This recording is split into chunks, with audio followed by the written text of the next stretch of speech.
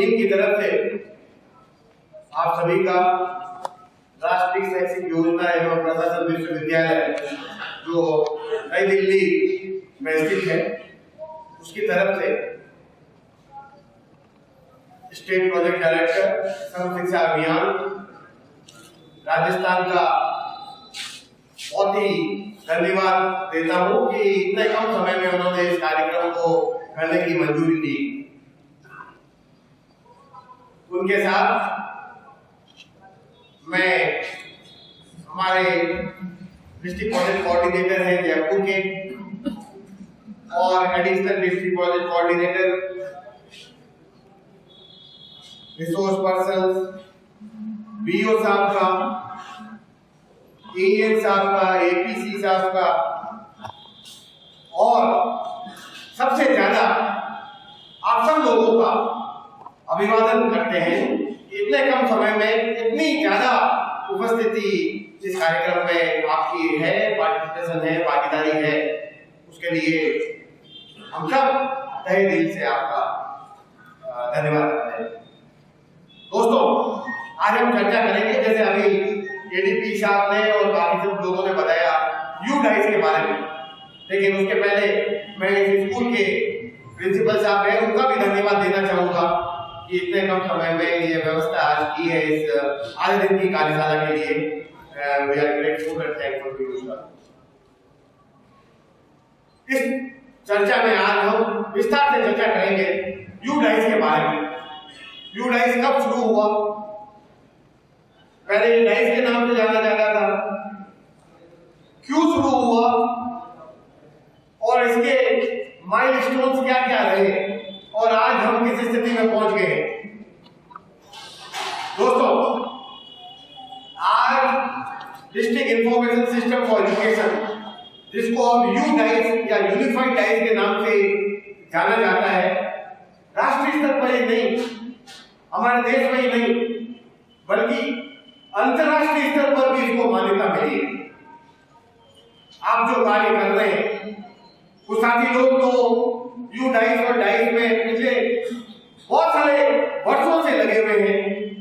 आप लोग जो मेहनत कर रहे हैं, आप लोगों ने पिछले कुछ वर्षों में इतनी मेहनत की है, उसी की फलस्वरूप आज डाइस को अंतरराष्ट्रीय लेवल पे भी रिकॉग्नाइज किया गया है। नामांकन की बात करें तो आपको आपके कार्य को जानने आश्चर्य होगा तो डाइस को उसके माध्यम से रिपोर्ट कार्ड कर सकते हैं। 5-4 में करीबन 13 नेशनल अवार्ड के अगर कोई असली हकदार है तो आप जैसे साथी लोग हैं जो ग्रासरूट लेवल पे यूडाइस के कार्य से जुड़े हुए हैं।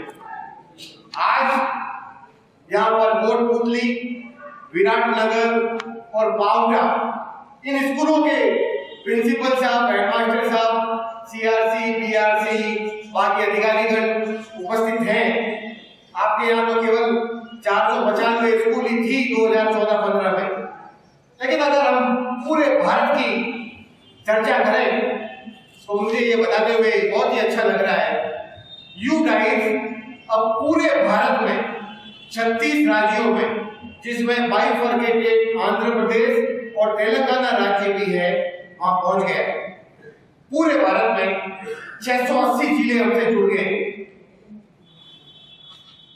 करीबन 7200 खंडों से या ब्लॉक से हमारे पास में डेटा आता है और 82,000 क्लस्टर भी हमसे जुड़े हुए हैं। के प्रपत्र या डेटा करके फॉर्मेट के मार्फत भर के देते हैं, उसके बेसिस के ऊपर पूरे भारत में 85 लाख टीचर का डेटा भी हम मैनेज कर रहे हैं। और आपको पता है टीचर का डेटा यूडाइस में कितना कॉम्प्रिहेंसिव है। टीचर का नाम, आयु, लिंग, डेट ऑफ बर्थ, कब सर्विस ज्वाइन की, उनकी शैक्षिक योग्यता क्या है, उनकी प्रोफेशनल क्वालिफिकेशन क्या है, उनकी ट्रेनिंग कब हुई, उन्होंने डिपार्टमेंट कब ज्वाइन किया, वो इंग्लिश कहाँ तक पढ़े हुए हैं, फिजिक्स कहाँ तक पढ़े हुए हैं, ये सारी जानकारियां जो बहुत ही कॉम्प्रिहेंसिव है और जिसके माध्यम से बहुत सारे यूजफुल इंडिकेटर्स जैसे puberty ratio, student class ratio, इस तरह के बहुत सारे इंडिकेटर्स हैं, उसकी गणना और आपको डेटा के नंबर पे करके देते हैं। आप जैसे लोगों ने शिक्षा का डेटा है, बहुत ही बड़े कार्य से आप लोग जुड़े हुए हैं। आपके स्तर पर तो केवल स्कूल स्तर पर तो केवल आप ही इस कार्य को देख रहे हैं, लेकिन पूरे भारत में पूरे 680 जिलों को अगर हम मिला लें तो 85 लाख टीचर का आंकड़ा है। और अगर हम नामांकन की बात करें, एनरोलमेंट की बात करें, तो आपको जानने आश्चर्य होगा जो डेटा आप देते हैं उसके माध्यम से कक्षा 1 से 5 में इन 680 जिलों में करीबन 13 करोड़ बच्चे हैं, 130 मिलियन बच्चे हैं 1 से 5 कक्षाओं में। और अगर हम कक्षा 6, 7 और 8 की बात करें तो 67 मिलियन यानी कि 6 करोड़ 70 लाख बच्चे कक्षा 6, 7 और 8 में हैं। पूरे एलिमेंट्री की बात करें कक्षा 1 से 8 की तो 19 करोड़ 70 लाख बच्चे हमारे 15,16,892 स्कूल जो हमसे 2014-15 में जुड़ गई थी उनमें पढ़ रहे हैं। सेकेंड जो है की बात करें तो करीबन 62 मिलियन बच्चे कक्षा 9, 10, 11 और 12 में है। इसका मतलब है 6 करोड़ 30 लाख बच्चे सेकेंड जो है स्कूल जो डाइस में कवर हो गई है उसमें पढ़ रहे हैं। और पूरे भारत में कक्षा 1 से 12 की बात करें तो करीबन 25 करोड़ 90 लाख बच्चे कक्षा 1 से 12 में इन 15,16,892 स्कूल जो हमें 680 जिले और 7,200 ब्लॉक डेटा देते हैं उसमें पढ़ रहे हैं। तो ये चीज सारे से हम सब लोग जुड़े हुए हैं, चाहे राष्ट्रीय स्तर पर है, चाहे राज्य स्तर पर है, चाहे जिला स्तर पर है या ब्लॉक स्तर पर है या स्कूल स्तर पर है। आप सब लोग एक बहुत ही बड़े कार्य से जुड़े हुए हैं।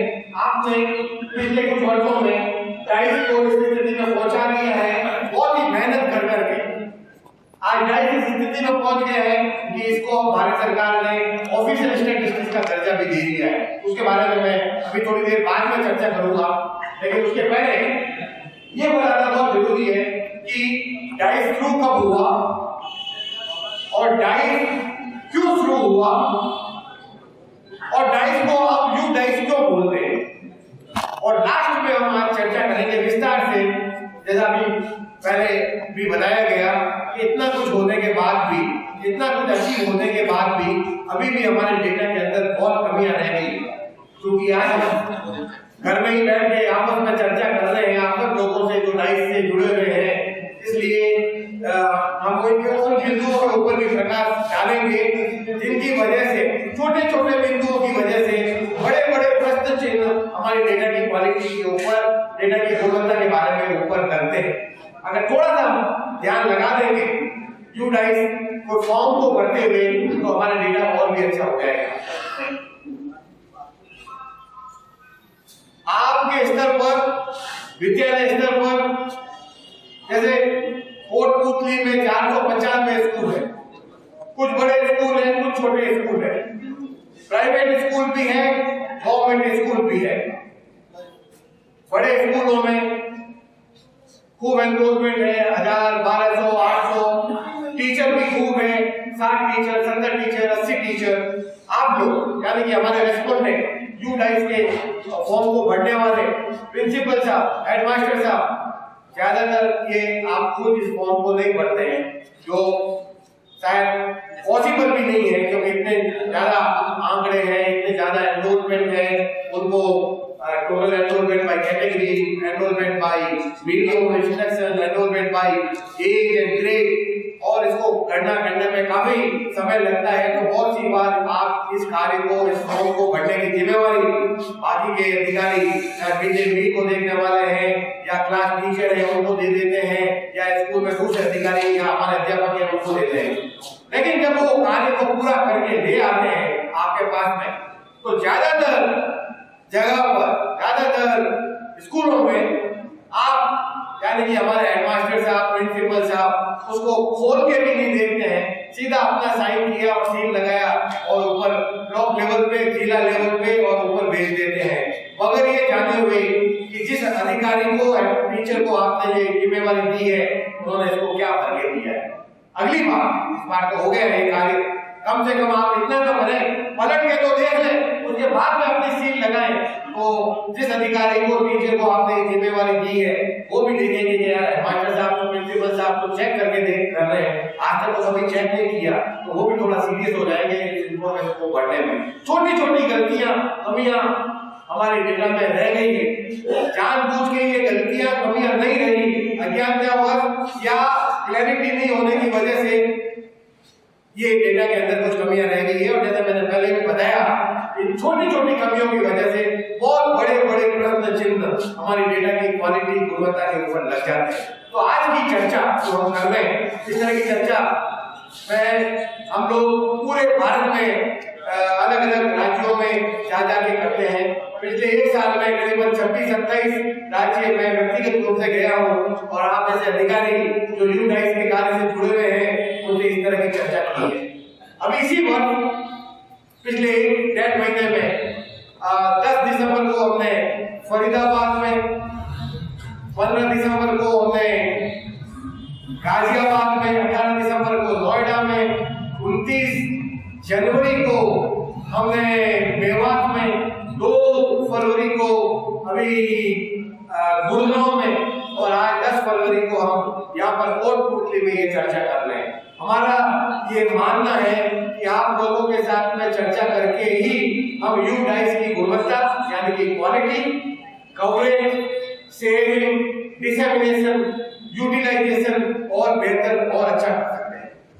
अब हमें ज्यादा श्रम करने की बात नहीं है, हमारी डेटा की क्वालिटी और कवरेज बहुत अच्छा हो गया है, लेकिन छोटी छोटी कमियां और है इसमें।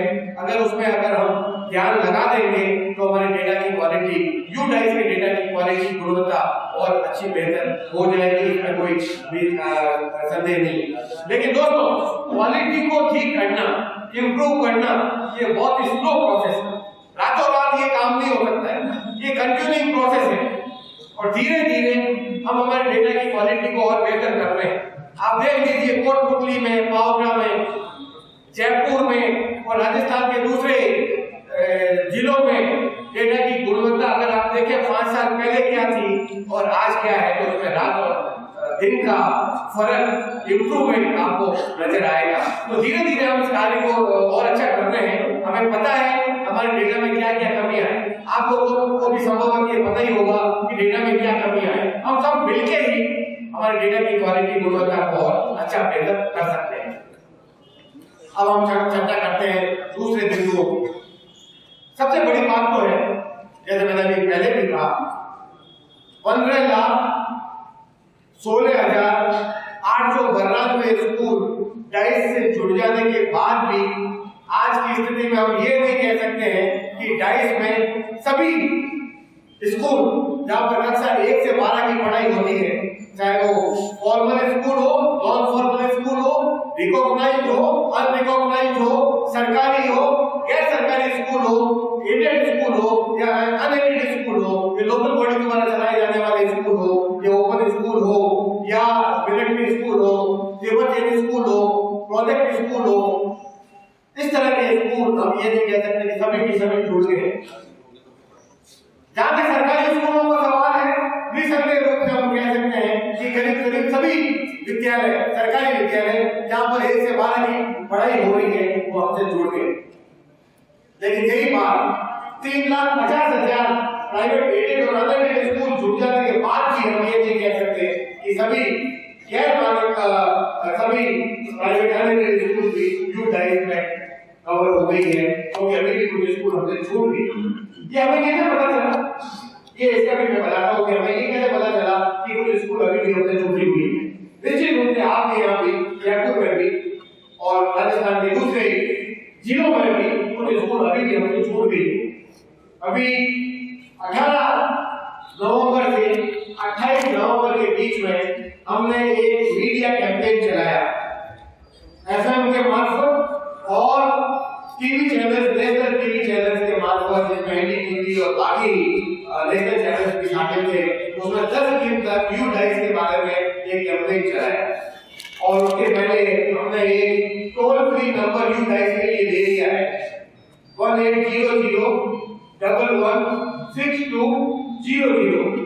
ये जो नंबर है वो आपके डेटा कैप्चर फॉर्मेट है उसमें भी छपा हुआ है। हिंदुस्तान के 15 लाख से भी ज्यादा विद्यालयों में हमने हमारा टोल फ्री नंबर पहुंचा दिया और दूसरी तरफ 10 दिन कैंपेन चला के एक अवेयरनेस जो डाइस से नहीं जुड़े हुए हैं और डाइस से जुड़े हुए भी हैं पूरे भारत के अंदर एक अभियान चलाया। इसी की मार्फत 2 तरह के फीडबैक हमें मिले इस टोल फ्री नंबर से पूरे भारत से। इस कैंपेन के बाद टोल फ्री नंबर के माध्यम से प्रश्नों की जैसे पहुंचा बाढ़ आ गई, उसे लगता है कि बहुत सारे स्कूल हमसे छूटे हुए हैं। ये कैसे पता चला? ये इससे पता चला अभी हमारा डेटा बहुत सारे अनेक मंत्रालयों द्वारा और विभागों द्वारा यूज में किया जाने लग गया है, जिसमें एक महत्वपूर्ण कड़ी सबसे कड़ी है national scholarship portal. National scholarship portal उन बच्चों के लिए और उन स्कूल के लिए है जहां पर सेकेंडरी और हायर सेकेंडरी कक्षाएं हैं और वहां के बच्चों को स्कॉलरशिप के लिए अप्लाई करना होता है नेशनल स्कॉलरशिप पोर्टल के माध्यम से। नेशनल स्कॉलरशिप पोर्टल में यू डाइस का डेटा ही बैकग्राउंड में है और इसमें अनिवार्य कर दिया गया है उन स्कूल्स के लिए और उनमें पढ़ने वाले बच्चों के लिए कि उसके लिए यू डाइस का कोड होना अनिवार्य है। जब से नेशनल स्कॉलरशिप पोर्टल चालू हो गया, जब से हमने ये कैंपेन चला दिया, तो हमारे टोल फ्री नंबर से पूरे भारत से बहुत सारे लोगों ने हमें ये कहा कि हमारा स्कूल यहाँ पर, हमारे स्कूल यू डाइस में नहीं, इसका 11 डिजिट कोड चाहिए हमें। उससे हमें पता चला कि बहुत सारे स्कूल हमें अभी नहीं छूट गए। ये बहुत ही महत्वपूर्ण बात है हम सबके लिए, केवल कोटपुतली में नहीं, केवल जयपुर में नहीं, केवल पूरे भारत के अंदर कि हम पूरा विशेष प्रयास करें कि छूटे हुए जो विद्यालय हैं, किसी कारणवश छूट गए हैं, उनको भी हम यू डाइस से जोड़ दें। पिछले वर्ष जो विद्यालय हमने यहाँ पर कवर किए थे, तो आपने हमारे डेटा कैप्चर फॉर्मेट को सॉफ्टवेयर से छापने से पहले उन स्कूलों की जानकारी हासिल कर ली होगी। निश्चित रूप से जो पिछले साल फंक्शनल थे, किसी कारण वे इस बार बंद हो गए। ऐसे स्कूल कुछ होंगे जो इस स्कूल के साथ में दूसरे स्कूल के साथ मर्ज हो गए, कुछ स्कूल ऐसे होंगे जो अपग्रेड हो गए, कन्वर्जन हो गए, प्राइमरी से अपर प्राइमरी हो गए, अपर प्राइमरी से सेकेंडरी हो गए। कुछ स्कूल जो छूट गए थे उनकी भी जानकारी हासिल कर ली होगी। कुछ स्कूल ऐसे जो फंक्शनल थे अब किसी कारणवश डिसफंक्शनल हो गए, उसके बाद में शायद आपने प्रबंधन छापा होगा, डेटा को जनरेट करा के उसके बाद में छापा होगा। अभी भी बहुत ज्यादा देरी नहीं हुई है, हालांकि काम तो करीब 2015-16 का खत्म भी हो गया है और आपके साथ में ये शेयर करके मुझे बहुत ही अच्छा लग रहा है। पूरे भारत में यू डाइस 15-16 का कार्य बहुत ही सुचारू रूप से चल रहा है, बहुत ही व्यवस्थित रूप से चल रहा है और राजस्थान में भी यू डाइस के संदर्भ में एब्सोल्युटली हमें कोई भी प्रॉब्लम नहीं है और विराटनगर में और कोटपुतली में भी ये कार्य बहुत ही अच्छी तरह से चल रहा है। उसके लिए हमारे एडीपी साहब और स्टेट प्रोजेक्ट डायरेक्टर आप सब लोग जो इस कार्य से जुड़े हुए हैं, सब बधाई के पात्र हैं। तो पहली बात तो है कवरेज। अभी भी कोई आपके नजरों में आ जाता है स्कूल छूट गया है तो एक खाली प्रपत्र उसको दे दे, अभी भी हम उसको डेटा एंट्री करवा देंगे। हो सकता है कुछ स्कूल छूट गए। कुछ राज्यों में ऐसा हो गया है, एक आदेश दे दिया गया है कि आपको यू डाइस में अनरिकॉग्नाइज्ड स्कूल्स को कवर नहीं करना है। मानव संसाधन विकास मंत्रालय की तरफ से या न्यूपा की तरफ से ऐसा कोई भी निर्देश नहीं है कि आपको अनरिकॉग्नाइज्ड स्कूल को कवर नहीं करना है। हमें सभी स्कूलों तक, विद्यालयों तक पहुंचना है, चाहे वो गवर्नमेंट स्कूल हो, चाहे प्राइवेट स्कूल हो, एडेड स्कूल हो, अनएडेड स्कूल हो, जहां पर 1 से 12 की कक्षाएं का पढ़ाई हो रही है, उन सभी स्कूलों तक पहुंचना है। Irrespective of the school category, we have to reach all the schools which are imparting education from the classes 1 to 12. तो अभी भी अगर कुछ छूट गई है तो हमें उस स्कूल तक पहुंच जाना है। एक राज्य ने ये कह दिया कि आपको अनरिकॉग्नाइज्ड स्कूल तक आपको कवर नहीं करना है, उसी राज्य ने ये भी कह दिया है कि आपको रिपीटर्स का डेटा नहीं दिखाना। 8 फिट नहीं करेगा तो उस राज्य ने ये कह दिया आपको रिपीटर्स का डेटा नहीं दिखाना। कुछ राज्यों में ये आदेश या निर्देश दे दिए गए हैं कि इस बार आपको किसी भी स्कूल में ये नहीं दिखाना है कि वहां पे शौचालय नहीं, इस बार आपको किसी भी स्कूल में ये नहीं दिखाना है कि वहां पे डिसफंक्शनल शौचालय है। भैया हम कौन होते हैं दिखाने वाले? हमें तो वही दिखाना है जो स्कूल में है, स्कूल में जो वास्तविक स्थिति है उसी को हमें प्रस्तुत करना है। गलत आंकड़ा हमें नहीं देना है। हम ये बिल्कुल नहीं मानते हैं कि आप जानबूझ के गलत आंकड़े दे रहे हैं। अज्ञानतावश, क्लैरिटी नहीं होने की वजह से, कॉन्सेप्ट क्लियर नहीं होने से या परसेप्शन की वजह से आप कहेंगे ये हॉल बहुत अच्छा है, मैं कहता हूँ ये हॉल अच्छा नहीं है, इसमें रिनोवेशन की जरूरत है। परसेप्शन बेस्ड जो इंडिकेटर्स है उसमें कुछ फर्क पड़ सकता है, अन्यथा हम दिखाने वाले कौन होते हैं? ये हमारे पास में ये फ्रीडम नहीं है कि हमें क्या दिखाना है और क्या नहीं दिखाना है। ये बिल्कुल सीधा सा मामला है कि हमें वही दिखाना है जो स्कूल में वास्तव स्थिति। हमें बिल्कुल भी हेराफेरी नहीं करनी है। ईमानदारी से मैं आपके साथ में शेयर करना चाहूंगा, यूपा में जो भी डेटा आप भी की तरह हिंदुस्तान के बाकी के 679 डिस्ट्रिक्ट जो भी आंकड़ा देते हैं बिना किसी भी मैनिपुलेशन के, हेराफेरी के कोई डेटा हम राष्ट्रीय स्तर पर डिसेमिनेट करते हैं और हमारे एक साल में जो 13 पब्लिकेशंस आते हैं उसमें वही डेटा है, चाहे उसमें कुछ कमियां भी हमें पता है, कुछ कमियां है, उस कमियों को भी हम देखें। तो पहली बात मैं आपसे ये कह रहा था, इस वर्ष तो ये कार्य हो ही गया है, अगले वर्ष भी जब आपके पास में ये छपा हुआ प्रपत्र आए तो आप निश्चित करें कि जब भर के वो आपके अधिकारी दे दें तो उसको पलट के जरूर दें। ये बात है। और उन अधिकारियों को, उन टीचर्स को जिसको आप ये जिम्मेवारी देते हैं, उनसे हमारा निवेदन है उन तक ये मैसेज पहुंचा दें कि भैया जो हमारा तो सारा कुछ भरा हुआ आता है, बता रहे थे हम आए थे तब यहाँ पे प्रिंटेड है सारा कुछ। अगर जब प्रिंटेड है उसमें तो केवल enrolment by category, enrolment by age और एनरोलमेंट बाय वीडियो रजिस्ट्रेशन ही पढ़ना है, आगे तो आपको केवल चेक करना है। लेकिन एक सामान्य व्यक्ति की ये मानसिकता होती है किसी भी प्रपत्र को भरते वक्त वो केवल खाली जगह ही भरता है, बाकी जो भरी हुई जगह है प्रिंटेड उसको पढ़ता नहीं। ये यहाँ पे भी है, गुड़गांव में भी है, जयपुर में भी है, फरीदाबाद में भी है, मेवात में भी है, गाजियाबाद में भी है, नोएडा में भी है, पूरे भारत देश में। अगर थोड़ा सा हम उसको भरी हुई प्रिंटेड जानकारी को भी अगर पढ़ के करेक्शन करके लाल स्याही से गोला करते हैं तो हमारी डेटा की गुणवत्ता को ठीक करने में हमें बहुत ज्यादा मदद मिलेगी। ये पहला इशू हमारा है कि भरे हुए फॉर्म को चेक करना, जब आपके पास तो भरा हुआ फॉर्म आ जाए तो आप उसको पलट कर देख के सील लगाएं और फिर सिग्नेचर करें तो ये बहुत ही अच्छा रहेगा। और जो छूट गई विद्यालय है वहां तक पहुंच जाना है हमें, इस बार तो अभी कार्य करें हो ही गया है, अगले वर्ष हम और ध्यान लगाएंगे। हम हमारी स्कूल डायरेक्टरी है जो कोटपुतली ब्लॉक की है या पावटा की है या बाकी के जो ब्लॉक्स की है उसको अपडेट जरूर करवा लेंगे। पहला मुद्दा यही। टोल फ्री नंबर से दोस्तों एक बहुत ही और जानकारी हमें मिली है, वो केवल कोटपुतली के लिए नहीं पूरे भारत के लिए लागू है। फोन करके टोल फ्री नंबर पे हमें बहुत सारे आप जैसे लोगों ने, अधिकारियों ने, प्रधानाचार्यों ने, प्रिंसिपल साहब ने ये बताया है कि मैडम साहब आप क्या बात कर रहे हैं, 2 साल पहले आपने जो कहा था उसके हिसाब से प्रिंटेड फॉर्म के अंदर लाल स्याही से गोला कर दिया, स्कूल का नाम ठीक कर दिया, मैनेजमेंट ठीक कर दिया, कैटेगरी ठीक कर दिया, रूरल अर्बन ठीक कर दिया, पिन कोड ठीक कर दिया, स्कूल का मैनेजमेंट ठीक कर दिया। अभी 2 साल के बाद आपका डेटा वही पूरा डेटा दिखा रहा है, हमने करेक्शन भी कर दिया और आपके डेटा के ऑपरेटर को करेक्शन भी नहीं की।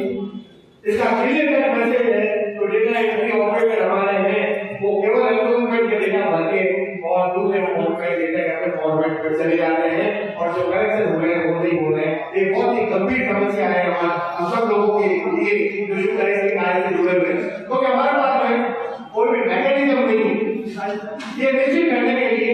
तो आपने करेक्शन करके दिए थे तो आपने आंकड़ा भर के दिया था और सही डेटा एंट्री हुआ है नहीं, इसी के लिए हम लोग शायद आपके यहाँ भी हम वापस छपा हुआ 15-15 का स्कूल रिपोर्ट कार्ड आपको देंगे।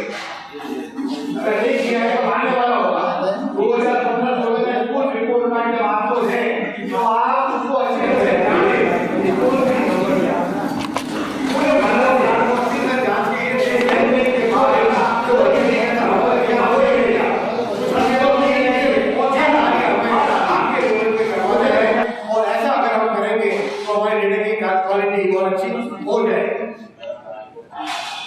इतने वर्षों में आप लोगों ने तो प्रयास किए हैं डेटा की गुणवत्ता क्वालिटी को ठीक करने के लिए, उसी की वजह से अब हमारा डेटा काफी ठीक हो गया, काफी इंप्रूवमेंट हो गया हमारे डेटा की क्वालिटी के बारे में। क्वालिटी आज से 2 साल पहले 3 साल पहले सैकड़ों स्कूल ये बताती थी कि एक टीचर एक दिन में 12 घंटा स्कूल में पढ़ाता है।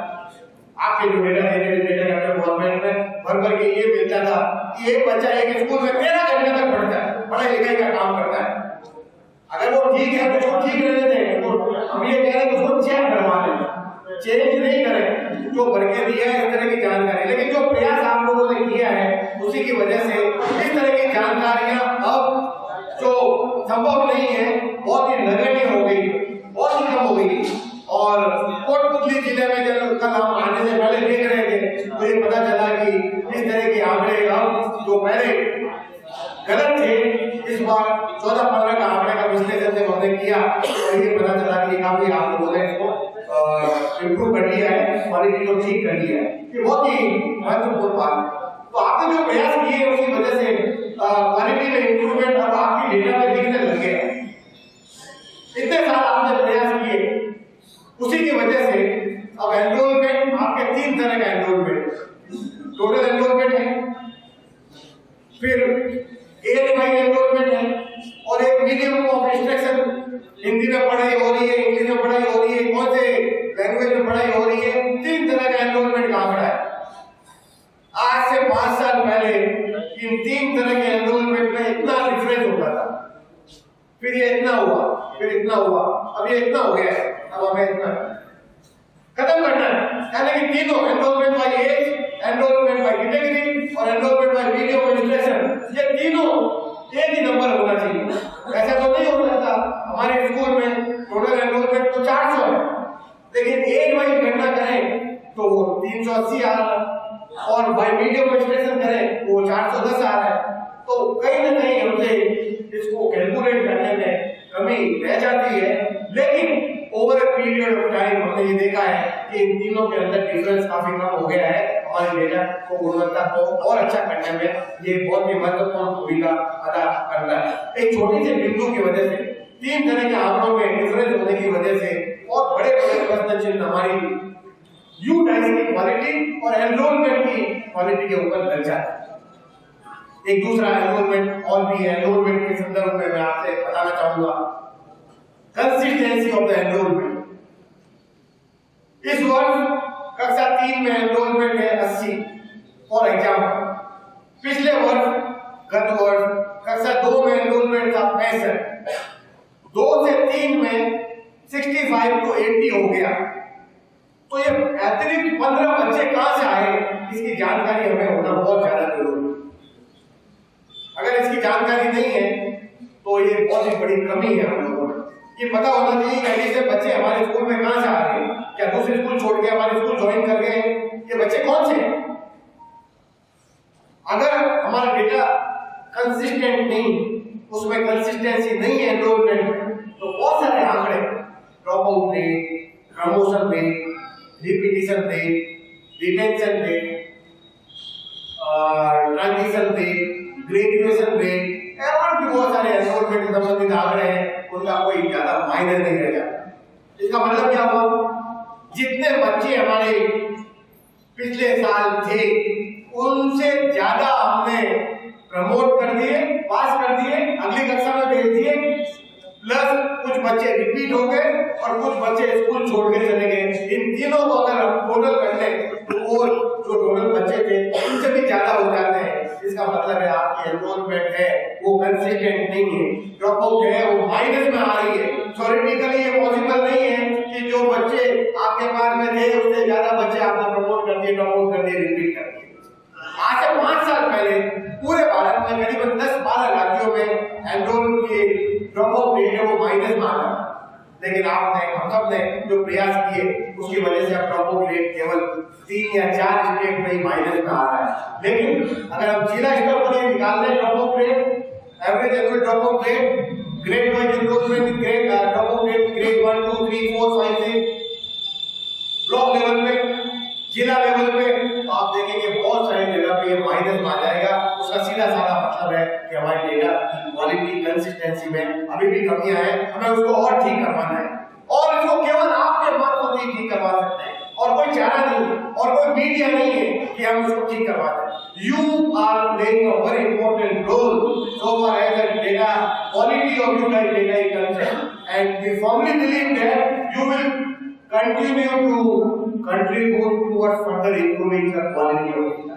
आपने इससे महत्वपूर्ण कार्य किए हैं, पिछले पहले भी और करते हैं, आगे भी करते रहेंगे, व्यू लाइन डेटा को और अच्छा करते हैं।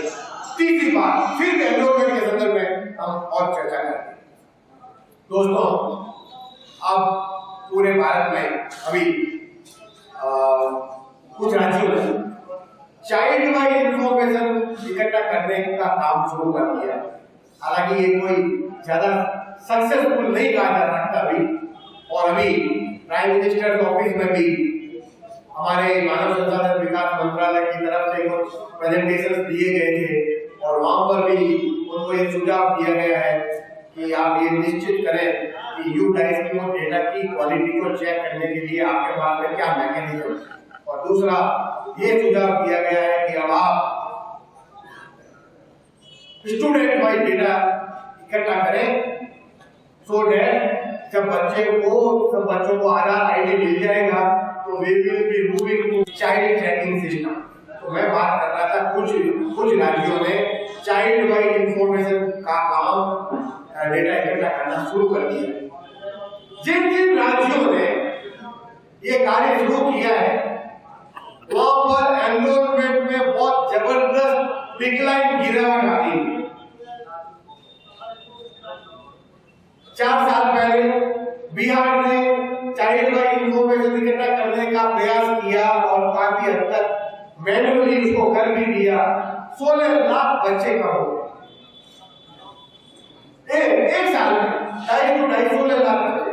5 वर्षों पहले किसी कोर्ट के आदेश के हिसाब से उत्तर प्रदेश में ये कहा गया जिन बच्चों को टेक्स्ट बुक दी जा रही है उन सब का डिजिटाइजेशन यानी फोटो खींचे। 10 लाख बच्चे उत्तर प्रदेश में काम अभी और दूसरी में 10 से बताइए जिला ने भी किया है, उड़ीसा से नहीं जुड़े हुए हैं वो लाइफ से जुड़े हुए कल्याण की बिना है 10 वर्ष पहले कार्य किया था।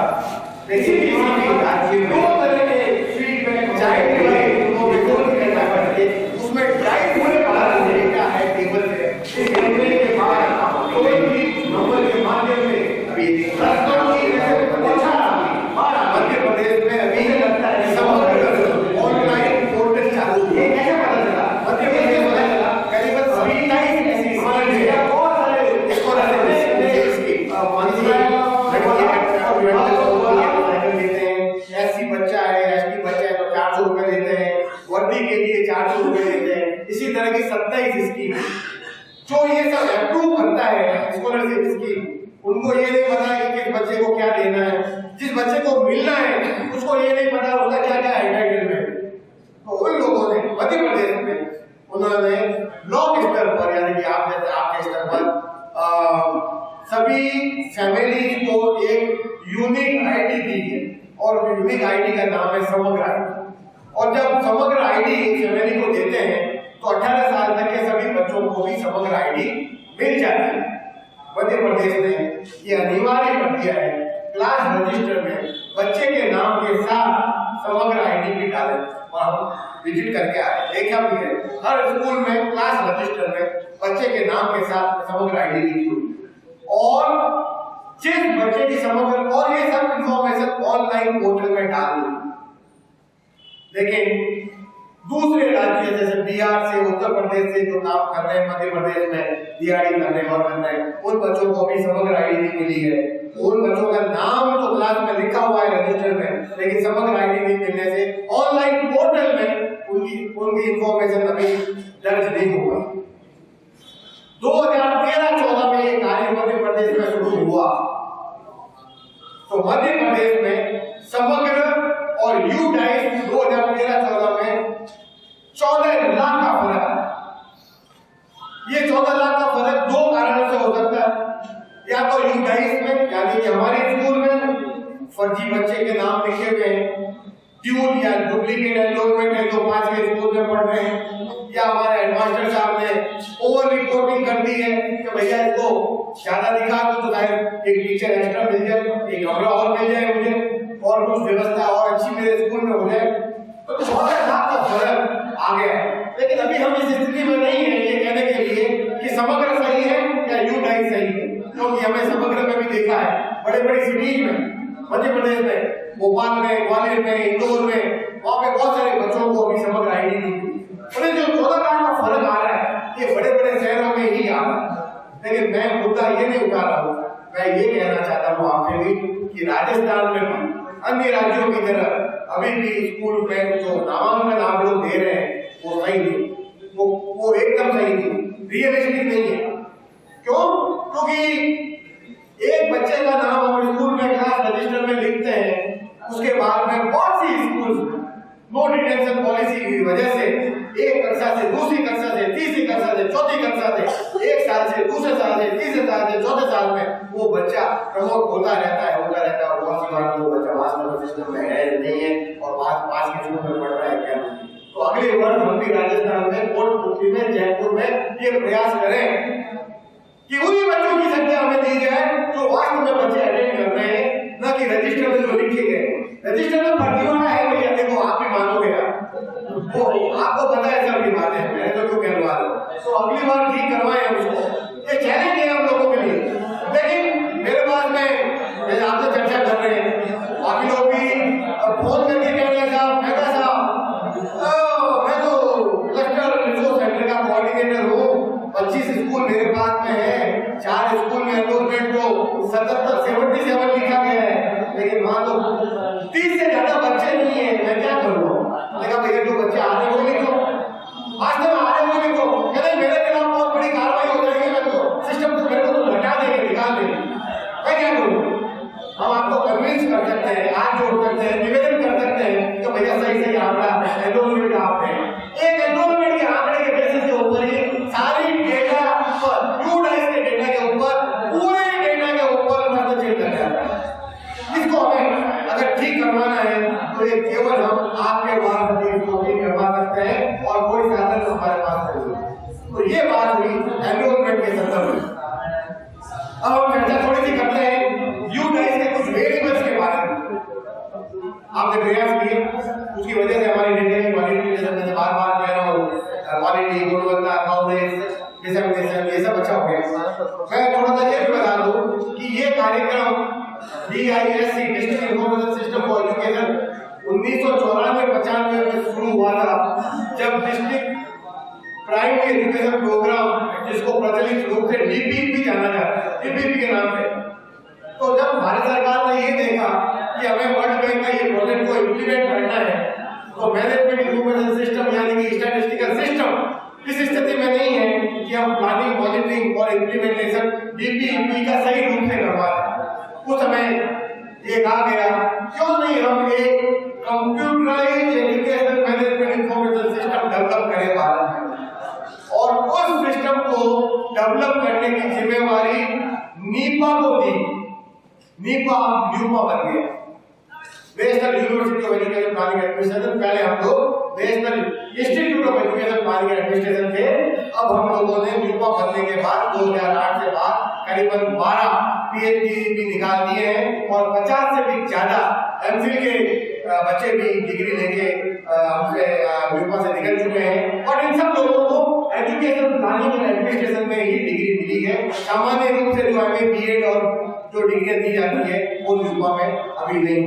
विशेष रूप से मैं आपसे निवेदन करना चाहूंगा, आप लोग भी प्रयास करें हमारे कार्यक्रमों में नीपा के ट्रेनिंग प्रोग्राम में पार्टिसिपेट करिए।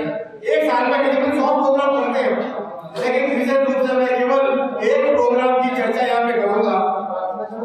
National diploma in education planning administration 6 महीने का प्रोग्राम है। 3 महीने आपको न्यूपा में रखते हैं, उसके बाद में एक रिसर्च प्रॉब्लम देके आपको वापस कोटपुतली में जयपुर में भेज देंगे और उसके बाद में डेजिग्नेशन तैयार करेंगे, वापस न्यूपा में आएंगे। आप जब इस कार्यक्रम को करेंगे तो आपको पूरे 3 महीने का एंटरटेनमेंट मिलेगा। न्यूपा हॉस्टल जो काफी ठीक ठाक है, उसमें रहने की निःशुल्क व्यवस्था की जाएगी और बाकी बोर्डिंग तो है ही। तो उस कार्यक्रम में आपको आना चाहिए। सारे एजुकेशन प्लानिंग एडमिनिस्ट्रेशन को 13 अलग-अलग कोर्सेज में बांटा गया है और आपको पूरा एजुकेशन प्लानिंग एडमिनिस्ट्रेशन का ओरिएंटेशन उस 3 महीनों में दे देते हैं।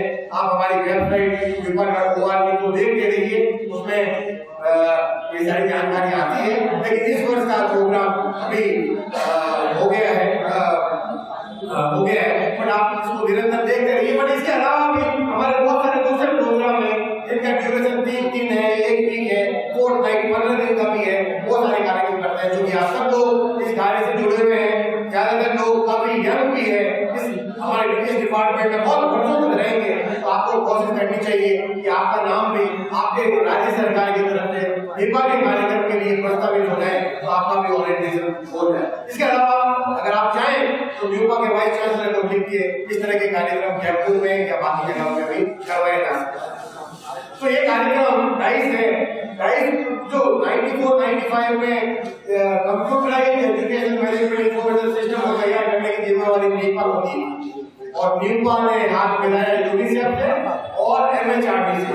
और यूनिसेफ डाइस को 1994-95 से शुरू कर रहा है। आप जैसे सभी साथियों की मदद से हमने एक डेटा कैप्चर फॉर्मेट बनाया और उस डेटा कैप्चर फॉर्मेट पूरे सिस्टम को नाम दिया district information system for education. और 1994-95 में DPEP के प्रथम फेज के 7 राज्यों में 42 जिलों में उसको इम्प्लीमेंट कर दिया और पहले एक वर्ष 65,000 विषय आपसे जुड़ गए। और जब DPEP खत्म होने के आया 2001 में, जब ऐसे से चालू होने वाला था, तब तक हम 18 राज्यों में 272 जिलों में और करीब 10 लाख विद्यालयों में पहुंच गए। आपने जो मेहनत की उसी की वजह से पूरे हिंदुस्तान में 680 जिलों में और सभी 36 राज्यों में अब मैनेजमेंट इंफॉर्मेशन सिस्टम स्थापित किया जा चुका है और 5000 से भी ज्यादा ब्लॉक स्तर पर हमारा सॉफ्टवेयर है वो चल रहा है।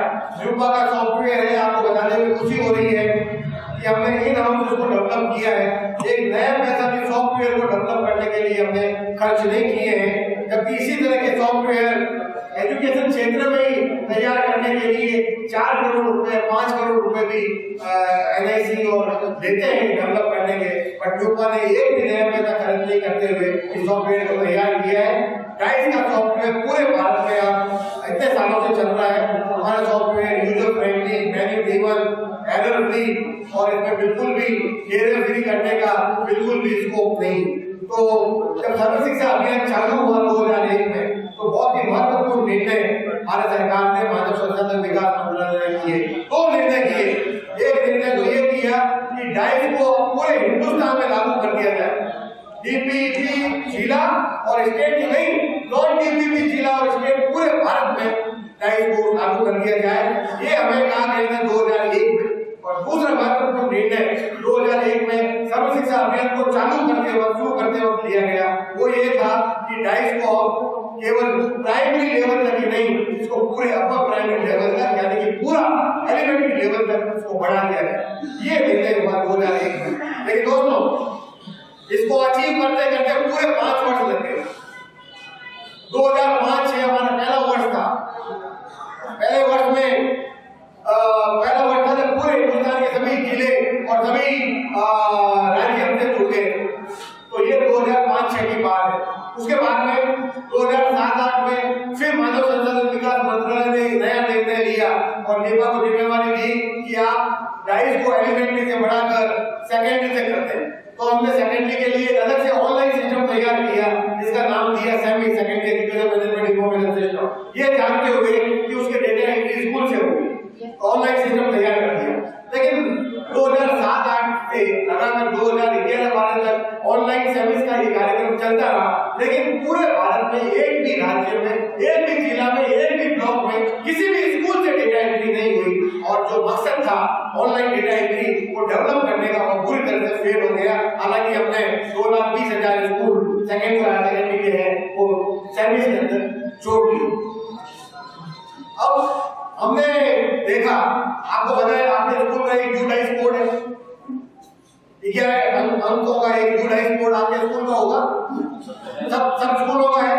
तो हम तो ये कहते आ रहे थे एक स्कूल का एक यूनिक आइडेंटिफिकेशन कोड होगा, लेकिन जो सिस्टम हमने तैयार किया, एक डाइस और दूसरा सेमिस, डाइस ऑफलाइन सेमिस ऑनलाइन, डाइस का प्रपत्र अलग से, सेमिस का प्रपत्र अलग से, डाइस के अधिकारी अलग से, सेमिस के भरने वाले अधिकारी अलग से, डाइस का सॉफ्टवेयर अलग से, उसका ऑनलाइन सॉफ्टवेयर, इसका ऑफलाइन सॉफ्टवेयर। तो हमने देखा एक स्कूल जो 1 से 12 कक्षाओं वाला था, उसमें 1 से 8 कक्षाओं के लिए अलग से कोड और 9 से 11-12 के लिए अलग से कोड।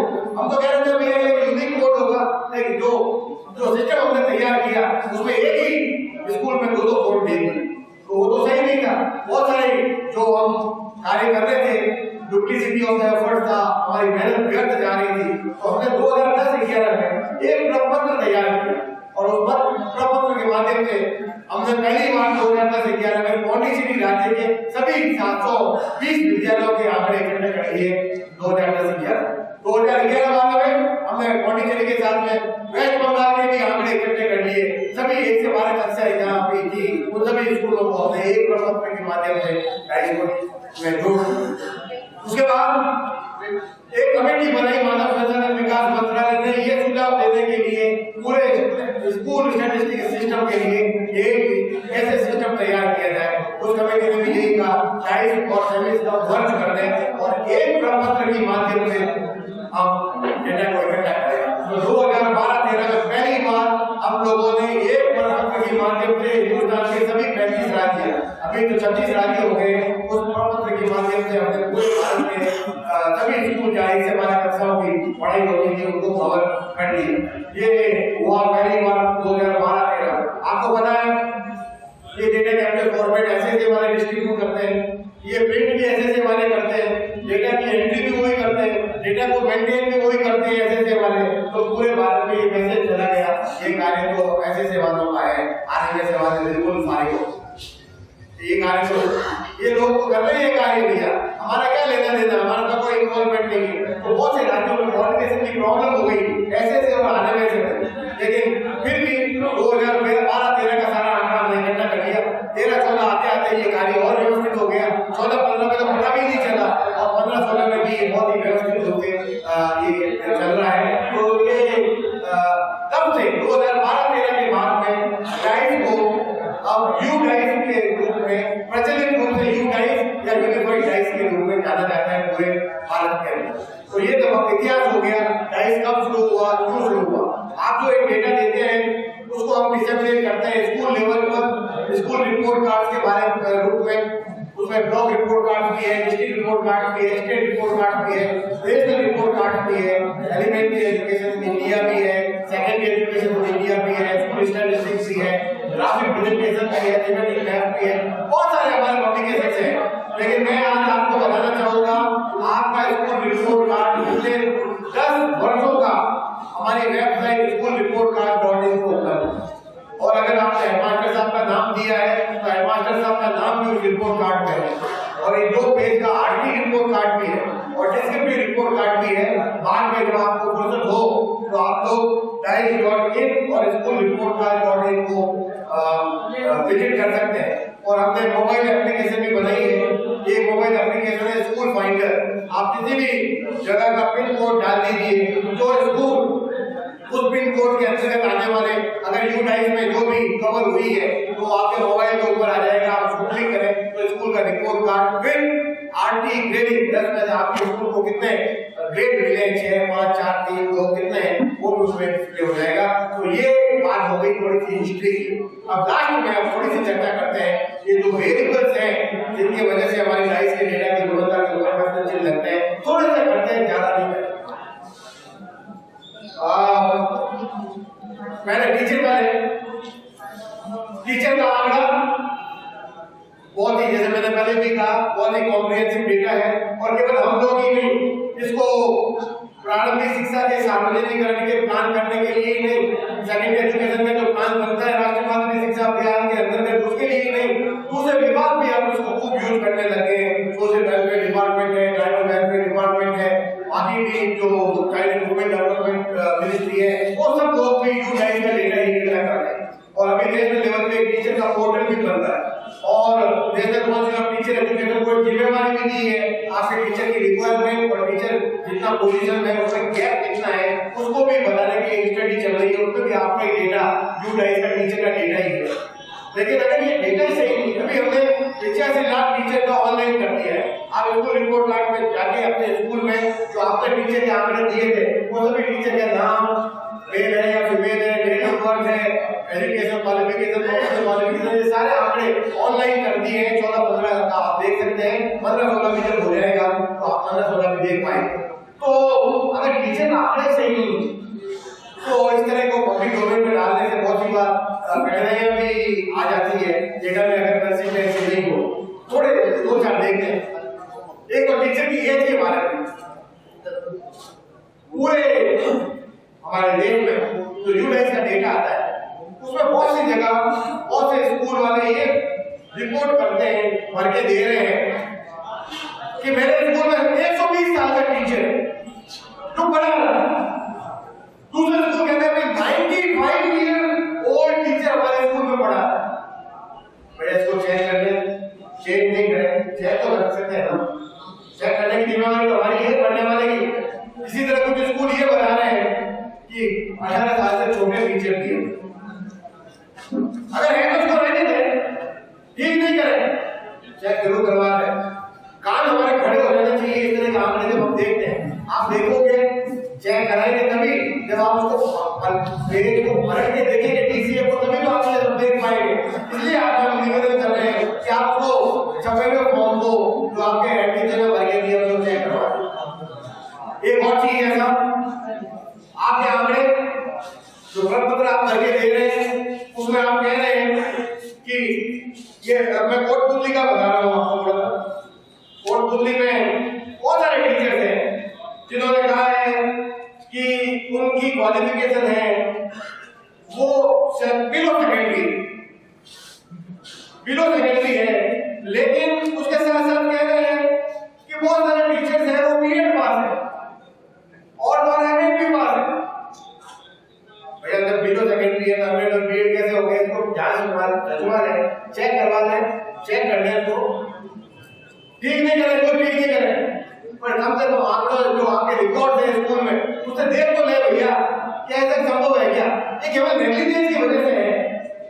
अज्ञान का कुछ भर देते हैं, कोड गलत लिख दिया, क्या हो सकता है डेटा एंट्री में सही नहीं होगा, नहीं किया होगा। अब आपके पास तो आपका बिल्कुल रिपोर्ट कार्ड आने वाला है तो आप उसमें जांच लें कि आपको जो भर के दिया था वो सही आएगा। इसी तरह बहुत सारे कोर्ट में कहा है कि वो 73 टीचर पिछले बार है, नहीं बहुत सारे टीचर थे वो हायर सेकेंडरी थे, लेकिन उसमें से बहुत सारे टीचर 86 टीचर ने बीएड कर लिया, 13 ने एमएड कर लिया। प्राइवेट और कोई भी हो, प्राइवेट में भी तो ये कम होती है ना, ये प्राइवेट ऑर्गेनाइजेशन से क्या लेना देना है? इसका केवल ये मतलब है कि हमने सही तरह से उसको चेकिंग नहीं किया, बस यही मतलब है। उसको आप नहीं करवा सकते, मैं नहीं करवा सकता, एडी साहब नहीं करवा सकते, कोई भी नहीं करवा सकता। एक और महत्वपूर्ण बात हमारे डेटा में हम पूछते हैं हर टीचर की, हमारे पास मतलब डिटेल है। हमने पूछा था एक टीचर जो बिलो सेकेंडरी था कि आपने मैथमेटिक्स या साइंस कहाँ तक पढ़ी, तो कहता है मैंने हायर सेकेंडरी तक पढ़ी। 211 टीचर आपके कोट दिल्ली ब्लॉक में कह रहे थे तो उन्होंने ग्रेजुएट तक साइंस पढ़ ली है, मैथमेटिक्स पढ़ ली है। भैया हम तो दिल्ली बिलो सेकेंडरी हो, ग्रेजुएट में कैसे पढ़ ली? और 111 टीचर जो पोस्ट ग्रेजुएट तक भी पढ़, इसको ठीक करवा ले, चेक करवा ले, चेक नहीं करें, आप लोग तो देख रहे हैं रिकॉर्ड हमारे स्कूल में है। अरे भैया जो टीचर वाली इंफॉर्मेशन है टीचर से ठीक करवा लेना, उसको खुद को देंगे, सबसे बेहतर तो यही होगा कि आप टीचर से ठीक करवा लें। इसी तरह इंग्लिश में भी पढ़ने वाले हमारे पास में है, बाकी लोग भी है, तो एक कोई टीचर की जानकारी सही नहीं आती। अब बहुत सारे सेकेंडरी और हायर सेकेंडरी स्कूल आप भी यहाँ बैठे वो एक्सट्रीम नहीं बनाया कि भैया ये आर्ट्स है साइंस है, कॉमर्स है, या वोकेशनल में आपके पास में क्या क्या ट्रेड्स है वो आपने पता ही नहीं है। अगर वो नहीं है तो एनरोलमेंट आपके पास में हिस्ट्री का आता ही नहीं। अब एक दो तीन बातें और करनी। पिन कोड का कभी चेंज नहीं होता है। और हमारे बहुत सारे कोटपुतली स्कूल में भी पिछले करीबन 17 स्कूलों ने पिन कोड ही चेंज कर दिए। या तो पहले गलत होगा या अब सही है। पिछले साल भी यही कहा था अब सही है, पिछले साल गलत था। अरे भाई एक बार ठीक करवा लिया। पिन कोड तो कोटपुतली का कोई एक पोस्ट ऑफिस होगा, उससे लगेज है ना, वो तो चेंज नहीं होता है, उसको ठीक करवा दें। उसके बाद में बहुत से स्कूल हमारी हैं जो पिछले साल रूरल एरिया में थी, इस बार अर्बन एरिया में आ गई। ये तो सही है, वो भी सकता है। लेकिन दोस्तों बहुत सारे स्कूल में ये बताया पिछले साल अर्बन में थी, इस बार रूरल। इसको जान लो यार, ठीक करवा दो, चेंज कर दो, चेंज करवाओ। अर्बन से रूरल में कैसे आ गई? इसको तो हम ठीक करवा सकते हैं, आप ही करवा सकते हो, मैं नहीं कर सकता, आप नहीं कर सकते। इसको ठोक बजा के चेक कर लें। तो इस तरह की छोटी छोटी कमियां इसकी वजह से बहुत सी बार जवाब भी हमारे पास नहीं है, बहुत मुश्किल हो जाता है। एक और चीज है हमारे पास, बहुत सारी सेकेंडरी और हायर सेकेंडरी स्कूल जहाँ पर केवल कक्षा 9, 10, 11, 12 ही है, हम लोगों ने एलिमेंट्री का एनरोलमेंट भी दे दिया है। 9, 10, 11, 12 क्लास है स्कूल में, पर 6 से 8 का, 1 से 5 का एनरोलमेंट भी हमने दे दिया। उसको भी ठीक करवा दें, चेक करवा दें। इसी तरह बहुत सारे स्कूल ये बता रही है कि वहाँ कक्षा 1 में एक भी एनरोलमेंट नहीं, 0। वो लोएस्ट ग्रेड है स्कूल का, लोएस्ट ग्रेड में स्कूल है कक्षा 1, उसका एनरोलमेंट है 0, पर 2 में एनरोलमेंट है, 3 में है, 4 में है, 5 में, इसको ठीक करवा दें। भाई अगर असल में रीजन है तो उसको रहने दें, आप चेंज नहीं करें, पर जांच जरूर करवा लें कि ये संभव क्यों है, मेरे स्कूल के अंदर एनरोलमेंट क्यों नहीं आ रहा है, बच्चे कक्षा 1 में बच्चे आज। लास्ट में थोड़ा सा और देखते हैं। अभी कुछ दिनों पहले MyGov है, mygov.in हमारे साथ है, वो हमारे प्राइम मिनिस्टर का बैठ के उन्होंने हमारे सभी टीचर्स के और स्कूल में जो अध्यापक हैं उन सबका कॉन्टैक्ट नंबर ले लिया है अभी थोड़े, और वो मैसेज भी भेजते हैं प्राइम मिनिस्टर ऑफिस से। लेकिन दोस्तों मेरे पास भी मैसेज है, लेकिन वो मैसेज उन्हीं को मिलेगा जिनका पिन कोड सही। सैकड़ों टीचर के पिन कोड 9 डिजिट में, phone number, mobile number 9 digit में। अगर इसको 10 डिजिट करवा लें तो अच्छा रहेगा, इसको ठीक करवा लें हम।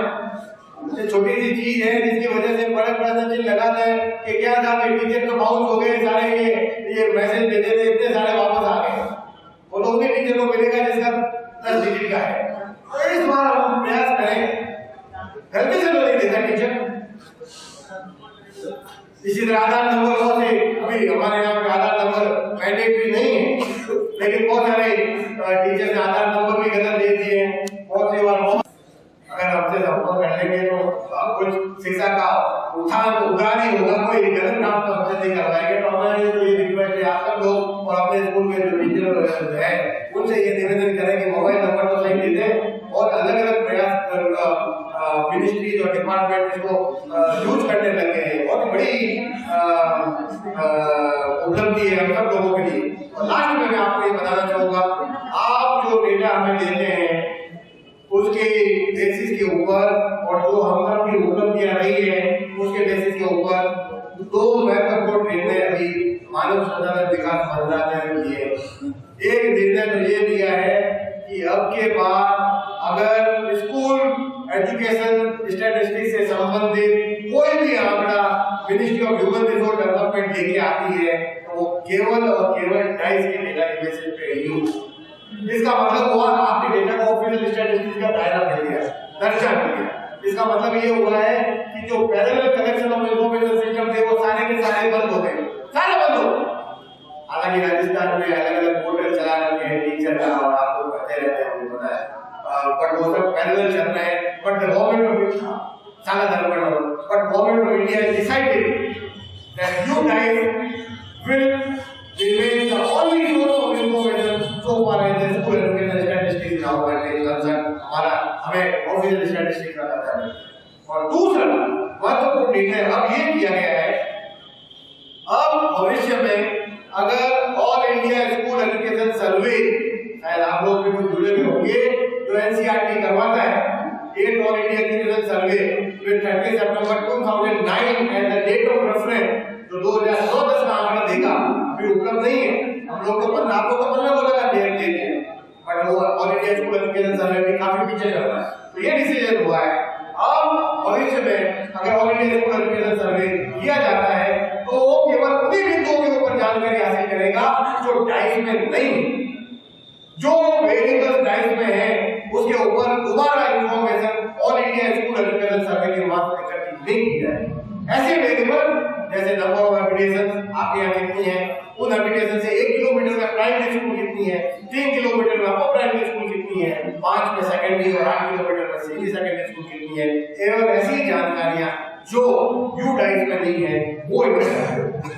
बाकी किसी भी तरह की कोई जानकारी जो स्कूल से संबंधित है डाइस में वो इकट्ठा नहीं करेंगे। तो दोस्तों हम सब लोगों की जिम्मेवारी और ज्यादा बढ़ेगी, जो डाइस के कार्य से जुड़े हुए, चाहे स्कूल लेवल पे हो, क्लस्टर पे हो, ब्लॉक पे हो, स्टेट पे हो, डिस्ट्रिक्ट पे हो, नेशनल लेवल पे हो, हम सब और अकाउंटेबल बना दिए गए हैं, because DISE has now become the only source of information so far as school education statistics in our country. Rajasthan में अच्छा कार्य चल रहा है डाइस का, और मुझे बताया गया कि ये आंकड़े जिन्होंने रजिस्टर पर देना शुरू भी कर दिया है और उनकी चेकिंग चल रही है, उसके लिए मैं आप सभी को एक बार फिर बधाई देता हूँ। और राज्य स्तर के अधिकारी से जुड़े हमारे एडीपी साहब और स्टेट प्रोजेक्ट डायरेक्टर, बाकी सब अधिकारी और हमारे एमआईएस कोऑर्डिनेटर गोयल, उन सबका बहुत ही धन्यवाद और अभिवादन करते हैं हम सब लोग कि आप लोगों ने आज इतने कम समय दिया और इतने कम समय में इस कार्यक्रम को आयोजित किया, उसके लिए एक बार फिर thank you very much. Thank you.